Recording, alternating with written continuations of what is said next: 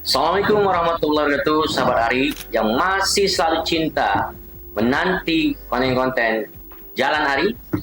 Kali ini saya akan ajak membuat satu penerawangan, prediksi atau semacam early warning bagi kepemimpinan Muzakir Manap alias Mualim dan Padullah atau Devat. Seperti apa bentuk prediksi analisis saya? Dan nanti saya bagi beberapa skenario atau beberapa fase yang bisa dijadikan sebagai bagian untuk mewaspadai agar tidak terjadi untuk kedepannya. Saya akan mulai. Mualim sudah dilantik bersama dengan Devat pada tanggal 12, ya, pada tanggal 12 bulan 2 2020.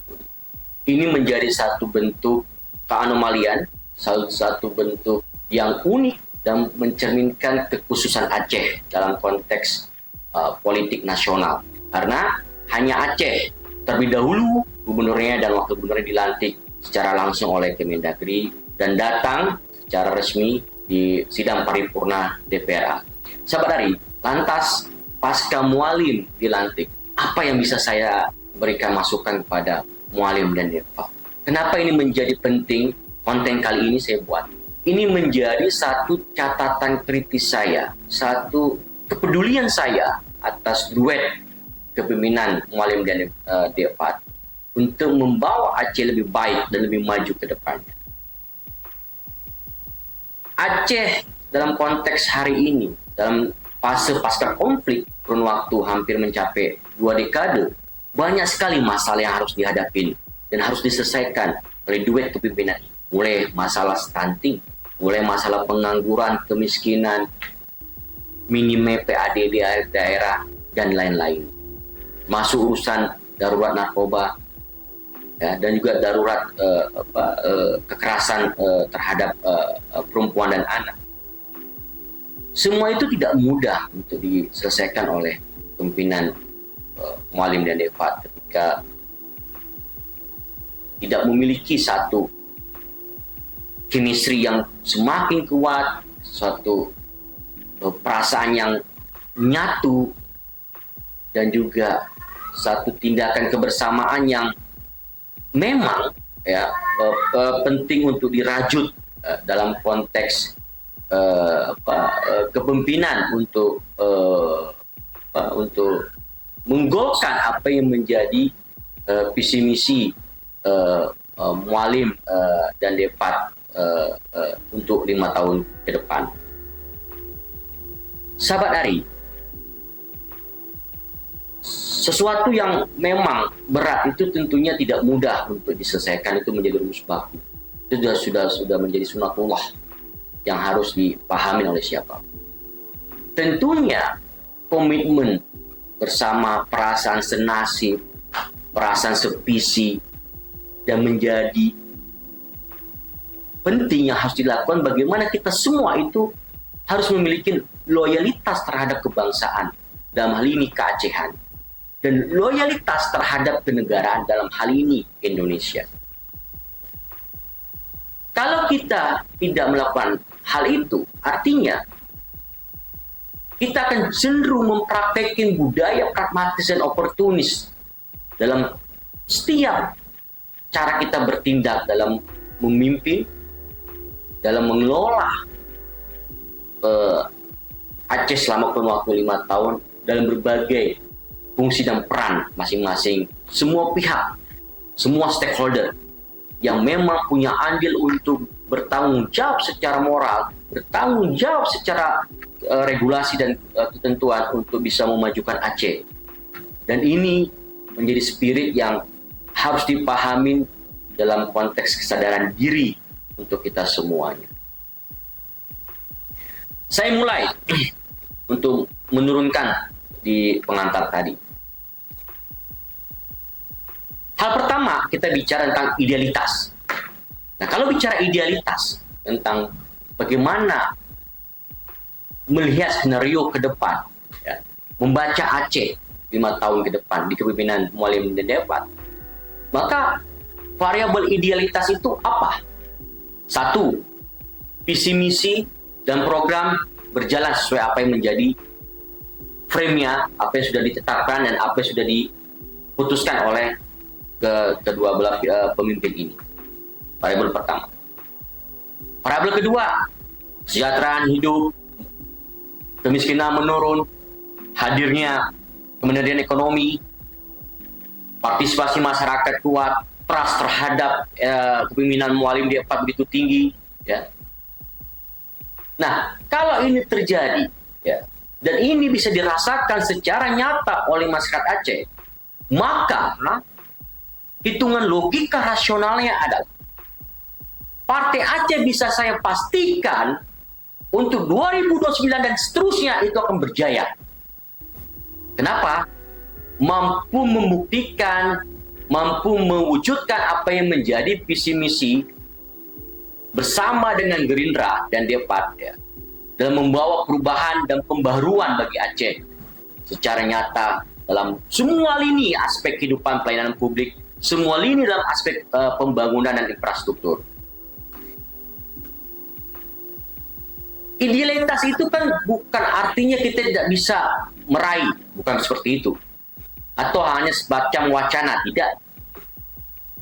Idealitas itu adalah mimpi bersama. Semua orang punya tanggung jawab, saya tekankan sekali lagi, untuk bersama-sama, ya, mewujudkan apa yang menjadi visi misi, ya, dan program Mualim selama 5 tahun ke depannya.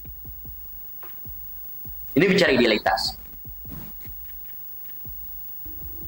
Skenario kedua atau ilustrasi frame membaca prediksi kedua adalah terjadi turbulensi yang kuat di dalam duet kepemimpinan Mualim D4 yang tercermin tidak harmonisnya kedua belah pihak, ya, yang terlihat tidak ada lagi sinkronisasi, koordinasi dan komunikasi antara kedua belah pihak. Karena kita punya rekam jejak yang serupa. Kalau kita baca pada era-era lalu juga demikian terjadi. Irwandi dengan Opat juga nggak sampai hitungan setahun sudah memiliki hubungan yang tidak harmonis.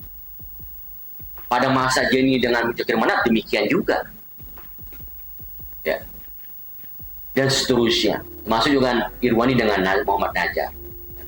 Artinya, pengalaman itu harus menjadi kesadaran dari kedua belah pihak agar tidak mengulangi hal serupa, ya, agar tidak mengulangi, ya, pendahulu sebelumnya, untuk, ya, tidak terjadi lagi dalam konteks kekinian bersama duet kepemimpinan Mualim dan D4.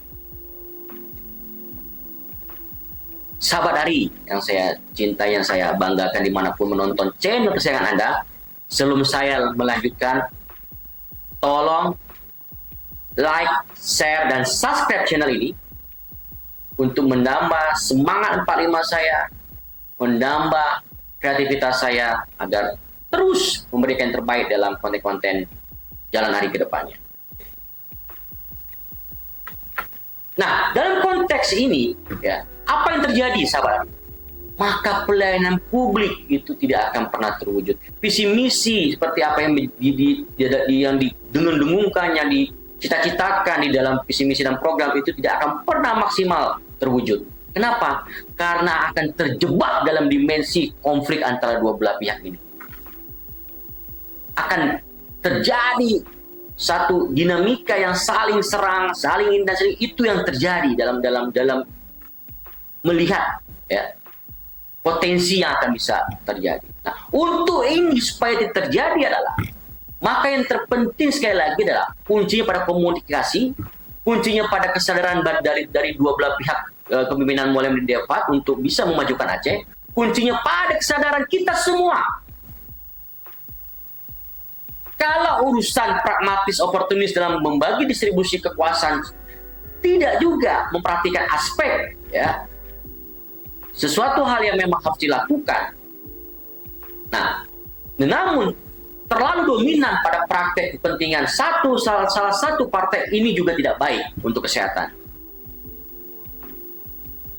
Karena saya tekankan adalah Mualim D4 bukan hanya partai Aceh yang akan memimpin untuk bisa memajukan Aceh ke depan. Tapi ada partai lain, ada masyarakat yang berjibaku, ada relawan yang mengeluarkan uang, yang punya itikat baik untuk membantu Mualim dan kesadarannya agar bisa membuat satu perubahan, dan ada harapan yang melekat pada diri Mualim agar Aceh bisa berubah di tangan kepemimpinan Mualim. Merinding saya. Nah, kalau ini bisa terjadi, saya bisa yakin maka Partai Aceh, Gerindra, dan partai lainnya itu akan besar ke depannya. Tapi sebaliknya, kalau ini tidak sesuai ekspektasi harapan masyarakat Aceh, tidak sesuai dengan apa yang menjadi keinginan masyarakat Aceh dan dirasakan tidak memberikan dampak terhadap perubahan Aceh, maka yang terjadi adalah keterpurukan bagi Partai Aceh, keterpurukan bagi Gerindra, dan bagi partai-partai lain yang notabene sebagai pengusung dan pendukung Mualim Depa. Ngeri, ya. Oke, di awal sini saya akan tegaskan sebagai bagian dari air warning system.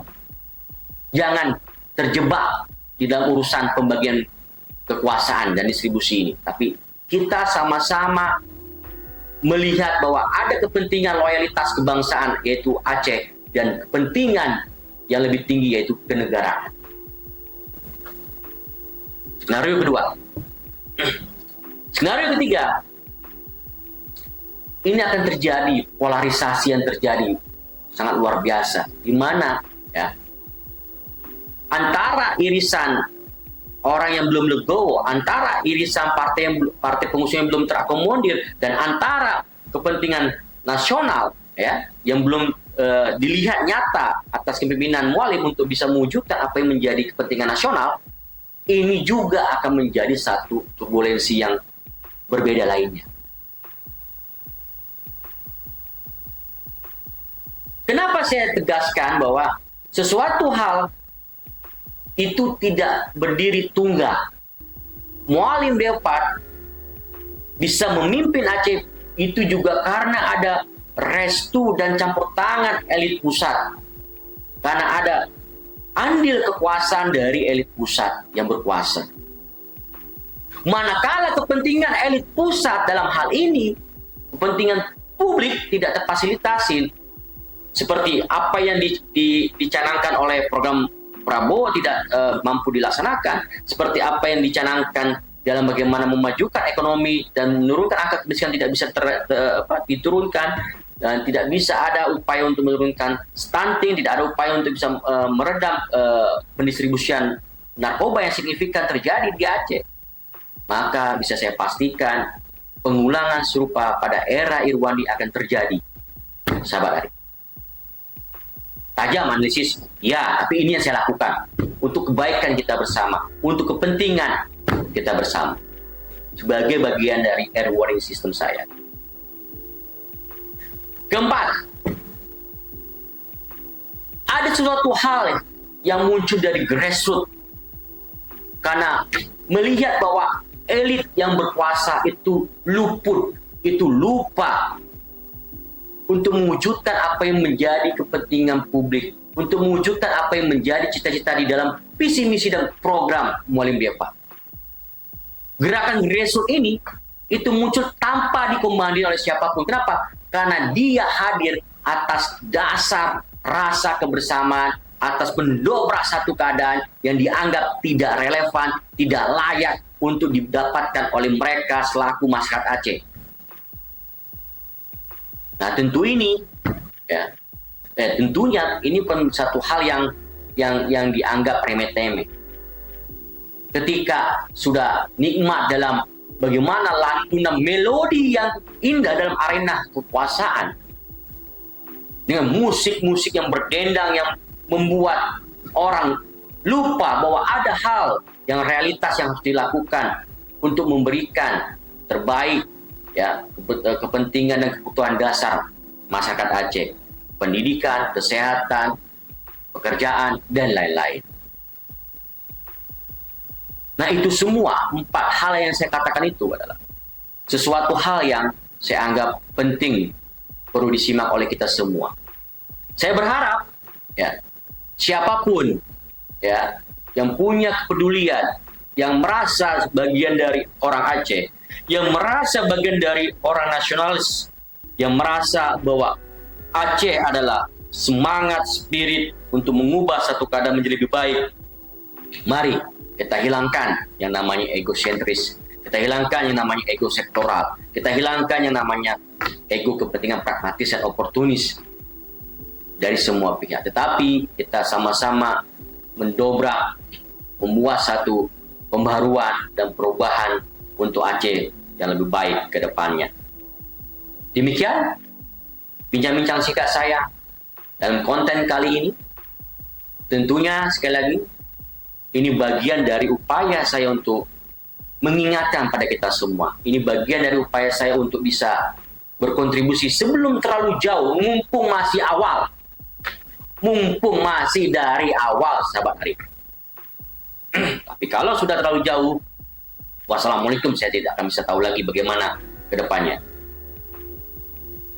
Seperti yang pernah saya lakukan ketika konten tentang Partai Aceh Reborn, ya, saya memprediksikan dan memberikan masukan, ternyata Partai Aceh dalam hal ini mampu mengimpun, mampu mengambil apa yang saya berikan masukan untuk memperbaiki secara kelembagaan Partai Aceh, dan terbukti Partai Aceh Reborn di dalam pemilu 2024. Kalau ini bisa dijadikan sebagai rujukan, maka saya bisa membayangkan bagaimana hebatnya Partai Aceh ke depannya, bagaimana hebatnya Gerindra ke depannya, dan partai-partai pengusung lainnya.